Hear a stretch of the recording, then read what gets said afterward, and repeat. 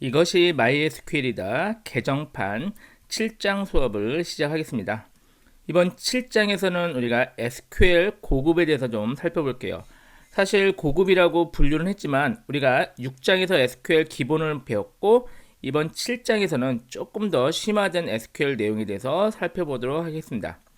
자, 모든 자료는 이 카페에 있으니까요. 카페에서 자료를 다운로드 받으시면 됩니다.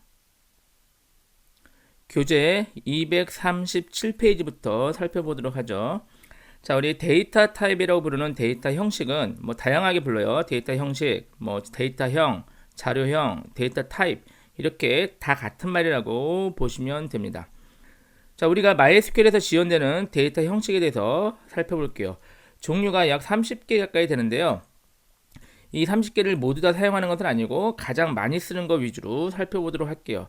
그래서 우리 책에 제가 별표 친 거에 좀 많이 사용되는 거다 이렇게 보시고 표를 확인해 보도록 하겠습니다. 자, 238페이지는 표를 확인해 볼게요. 자, 교재가 있다면 여기다 좀 체크를 해 놓으세요. 가장 많이 쓰이는 내용들이니까요. 자, 숫자형 먼저 살펴볼게요. 숫자를 표현하기 위한 데이터 형식이 우리가 가장 많이 쓰는 int 했었죠. int는 정수형으로 4바이트를 표현하고요. 얘는 수의 표현 범위가 마이너스 21억에서 플러스 21억까지 사용을 할 수가 있습니다. 자, 그런데 얘가 만약에 정수로 표현하는데 얘가 정수 음수가 필요 없다. 그러면은 뒤에다가 여기 unsigned라는 예약어를 붙여주면 돼요. 그러면은 마이너스 21억이 0으로 가고 두 배인 플러스 42억까지 표현이 돼요. 그래서 int형으로 만약에 정수만 표현한다. int unsigned 이렇게 쓰면 됩니다. 나머지도 다 같은 개념으로 사용할 수가 있고요. 스몰 인트는 마이너스 32,000에서 플러스 32,000까지 약 2바이트를 차지하죠. 그리고 나머지들은 뭐 안 쓰는 건 아닌데 조금 덜 쓰고 빅인트 같은 거 볼까요? 굉장히 큰 범위를 사용할 수 있습니다. 마이너스 900경에서 플러스 900경까지 굉장히 큰 범위를 차지하죠. 그리고 또 많이 쓰는 게 플로트, 실수로 표현하는 거죠. 소수점이 들어간 거는 플로트로 표현하시면 됩니다. 자, 빅인트 같은 거는 8바이트, 플로트도 4바이트를 차지를 합니다. 그리고 그냥 십진수 정밀도를 상쇄하기 위해서는 데시멀 타입도 사용을 종종 하고 있습니다. 자, 이 데이터 타입이 중요한 이유인가요? 우리가 열에서 데이터 형식을 지정할 때 데이터베이스 같은 경우는 사실 한두 개 건수를 넣는 게 아니라 굉장히 많은 건수를 입력을 하잖아요. 그렇기 때문에 사실 나이 같은 걸 저장하는 거 생각해볼까요? 나이를 저장하는데 저희가 사실은 인트로 잡아도 무난해요. 관계없지만 나이가 4바이트로 굉장히 큰 거죠. 왜냐면 마이너스 21억에서 플러스 21억까지 이렇게 저장될 이유가 없잖아요. 그래서 나이는 많아봤자 뭐 굉장히 오래 사신 분 해도 한 150세 정도니까 스몰 인트면 사실 충분해요. 그렇죠? 그래서 2바이트로 줄일 수 있어요. 그래서 만약에 1000만 명을 입력을 한다. 그러면은 얘는 4천만 바이트인데 얘로 잡으면 2천만 바이트로 2천만 바이트 약 절반이 절약이 되는 거죠. 데이터 공간이. 그래서 데이터 형식을 지정하는 것은 굉장히 중요한 일이 됩니다. 데이터 형식을 마구잡이로 지정했다가는 데이터베이스가 전반적으로 느려질 수가 있어요. 왜냐면 공간을 많이 차지하기 때문에. 그래서 디스크를 차지할 뿐 아니라 메모리까지 굉장히 차지하고 그러면서 속도가 느려지고 메모리를 차지하니까 다른 응용 프로그램도 느려지고 이렇게 돼서 전반적인 속도의 저하가 발생이 됩니다. 그래서 우리가 열을 지정할 때 열의 데이터 형식을 가장 적절하게 지정하는 게 중요한 일입니다. 자, 그래서 나이 같은 거는 우리가 타이니 인트로 지정하면 좋겠죠. 그래서 타이니 인트, 그런데 127까지밖에 안 되니까 뒤에 unsigned를 붙이면 0에서 255까지 얘가 사용할 수 있겠죠. 그럼 나이 같은 경우는 1바이트로 충분히 커버가 된다. 이렇게 보시면 되겠습니다. 그 외의 것도 그 열에 따라서 가장 적절한 데이터형을 지정하면 되겠습니다. 자, 이번에는 문자 데이터 형식에 대해서 살펴보죠. 문자 데이터 형식은 차와 바차 대표적으로 두 가지가 있습니다. 사실 굉장히 비슷하면서도 내부적으로는 굉장히 다르게 작동을 합니다. 차는 먼저 1에서 255까지 이 가로 아래 크기를 설정을 할 수가 있어요.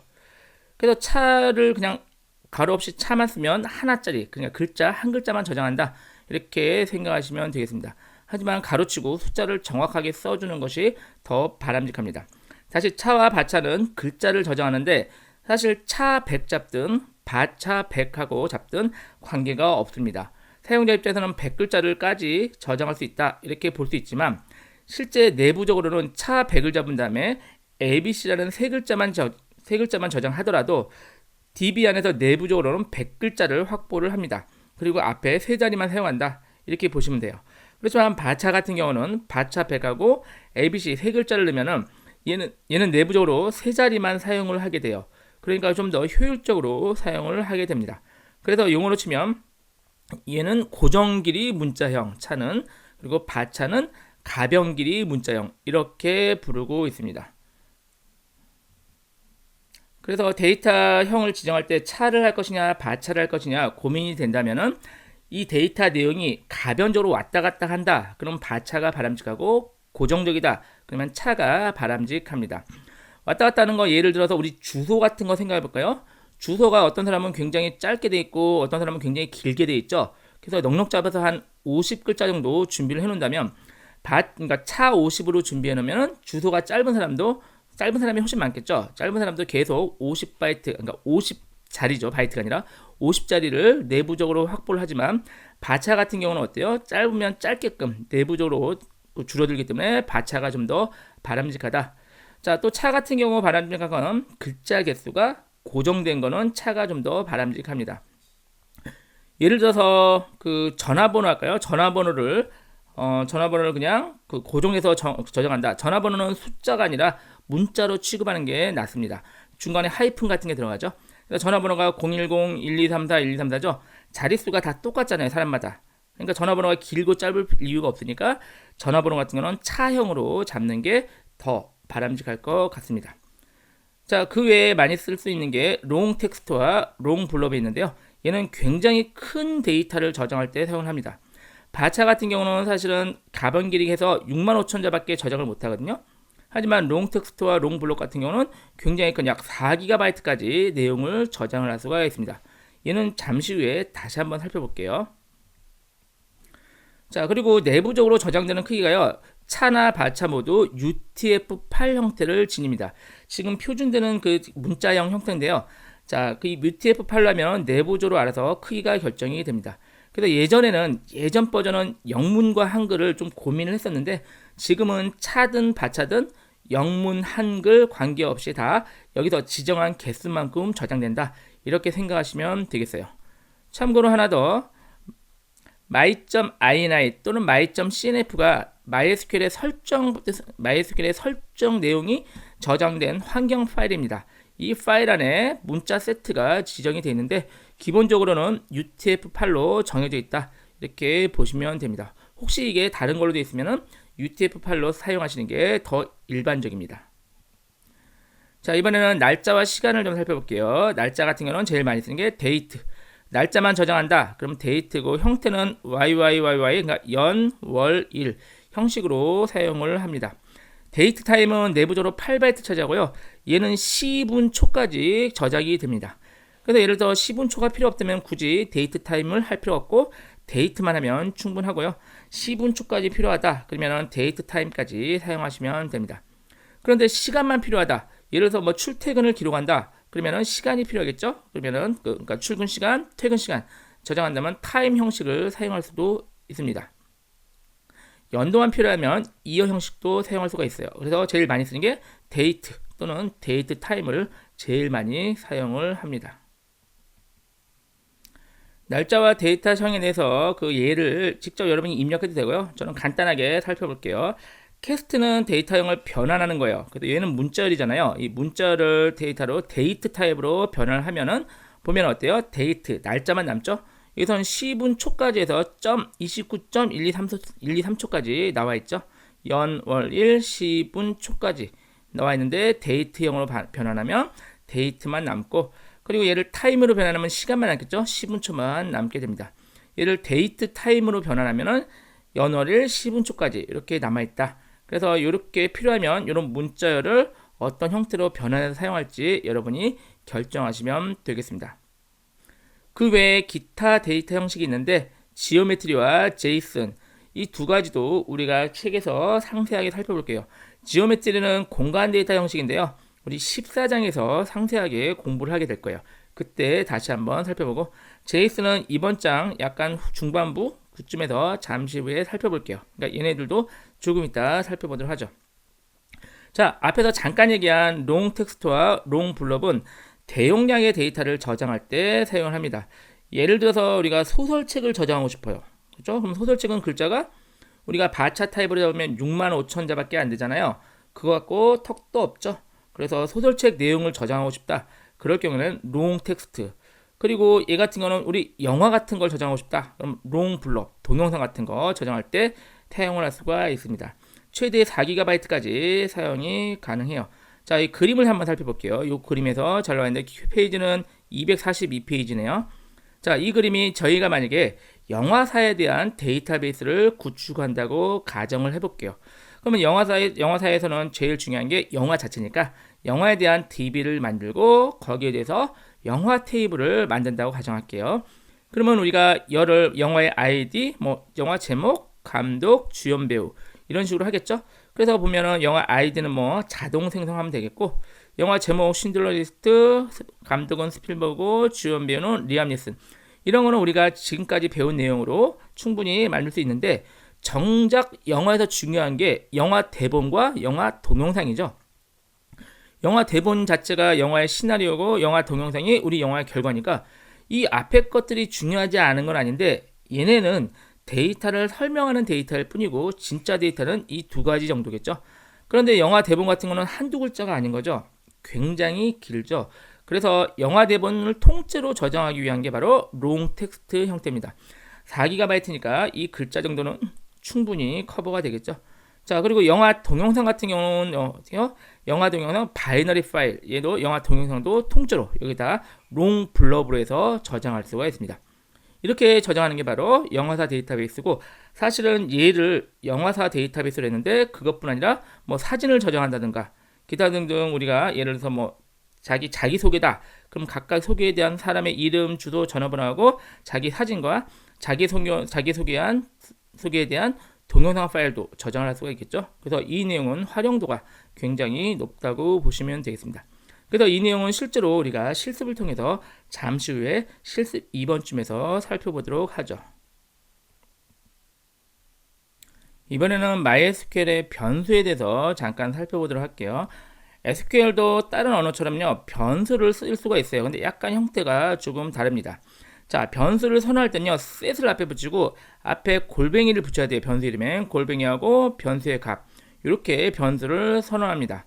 그리고 변수를 출력할 때는 우리가 select문을 쓰니까 select 골뱅이 변수 이름하면 이 변수 내용이 출력이 됩니다. 자, 지금 이 변수는 지금 별도로 따로 쓰는 건 굉장히 드물고요. 잠시 후에, 그러니까 다른 장에서 배울 stored procedure나 함수 이런 데서 사용을 합니다. 그러기 전 지금 잠깐 한번 연습을 좀 해볼게요. 자, 변수는 워크벤치에서 재시작할 때는 그 변수는 메모리에 저장돼서 워크벤치를 닫으면은 날아가는 거예요. 그래서 잠깐 쓰는 거다. 이렇게 보시면 돼요. 자, 워크벤치 실행해서 SQLDB를 초기화시키죠. 저는 잠깐 실행해서 루트로 접속을 해놨어요. 자, 우리 먼저 SQLDB로 초기화하는 거는 기억하시겠지만 한 번 더 해볼까요? 처음에 기존에 SQLDB.SQL 저장한 거 있죠? 얘를 열어서 얘를 그냥 실행하기로 했죠? 실행하면 다시 초기화가 됐습니다. 됐죠? 닫고 이제 7장을 같이 한번 살펴볼게요. 자, 보면은 일단 우리 SQLDB를 유즈를 해서 실행할까요? 자, 변수는 중요한 게요. 제가 이게 따로따로 하잖아요. 그러면 안 돼요. 한 번 실행하고 바로 날아간다고 보시면 돼요. 그래서 변수를 세팅할 때는 이렇게 쭉 해가지고 한꺼번에 실행을 하셔야 돼요. 이해되시죠? 그래서 좀 여기까지 제가 한꺼번에 실행할게요. 선택해서 실행 해서 결과를 볼게요. 이렇게 보시면 좀 내려서, 자, 보면 지금 제가 세트해서 변수를 하나, 둘, 셋, 4개를 준비했네요. 4개 준비하고 변수에 각각의 정수와 실수 그리고 문자열을 제가 저장을 했습니다. 셀렉트해서 바1 하면은 여기 이제 이럴 때면 5가 출력이 됐죠. 문제 없고요. 셀렉트하고 바2 3, 그러니까 2와 3을 같이 한번 합치니까 7.25가 되겠죠. 결과 두 번째 보면 7.25. 소수점까지 된 실수로서 출력이 됐고, 그리고 제가 이제 해본 게 바4는 셀렉트 하는데요. 바4, 그러니까 마이 바4만 하면 이것만 나오는데 지금 제가 180 이상인 사람의 이름을 보고 싶었던 거예요. 네임을. 그런데 앞에 이걸 붙이면은 요 내용이 앞에 출력이 돼서 좀 깔끔하게 돼요. 보면은 어때요? 가수 이름이 임재범, 가수 이름 이승기. 이런 식으로 얘가 반복해서 출력이 됩니다. 그래서 이런 식으로 변수를 이용해서 결과를 조금 더 보기 좋게 출력을 할 수가 있습니다. 자, 이번에는 리미트를 볼게요. 제가 리미트가 뭐죠? 몇 개를 제한하는 거죠. 그래서 원래는 이퀄이문을 쓰고 싶은데 이퀄이문은 원칙적으로 변수를 쓸 수가 없어요. 리미트에는 변수를 못 써요. 그래서 제가 여기서 변수에 뭐 아까 마이바 1 같은 거를 여기다 넣으면은 안 돼요. 문법상 오류예요. 하지만 지금 저희가 프리페어라고 이 쿼리를 실행하는 거 아니고 말 그대로 준비만 해 놓는 거예요. 그럼 볼게요. 제가 프리페어에서 마이 쿼리라고 이 쿼리를 준비해 놓고요. 이 쿼리의 맨 뒤에 이 자리에 물음표를 준비하는 거예요. 그러면 아직 대입이 안 됐다는 얘기예요. 그래서 이렇게 준비만 해놓고 아직 실행한 거 아니에요. 그러고 나서 변수를 준비해서 변수에 3을 넣어놓고 이 변수를 이제서야 execute하고 using하고 변수하면은 이 my query가 얘잖아요. 지금 얘에서 using하고 이 변수의 값 3이죠. 3이 여기에 대입된다고 보시면 돼요. 그래서 이거 굉장히 많이 쓸 수 있으니까 이 내용도 좀 기억을 해놓으세요. 실행해 볼까요? 실행하면 이렇게 내용이 마지막에 리미트 3이 들어간 효과가 될 수가 있습니다. 지금 제가 간단히 변수를 바로 썼지만 이 변수에 계산식을 같이 추가해서 사용할 수도 있습니다. 자, 이렇게 해서 변수까지 살펴봤습니다. 잠깐 쉬었다가 또 이어서 하죠.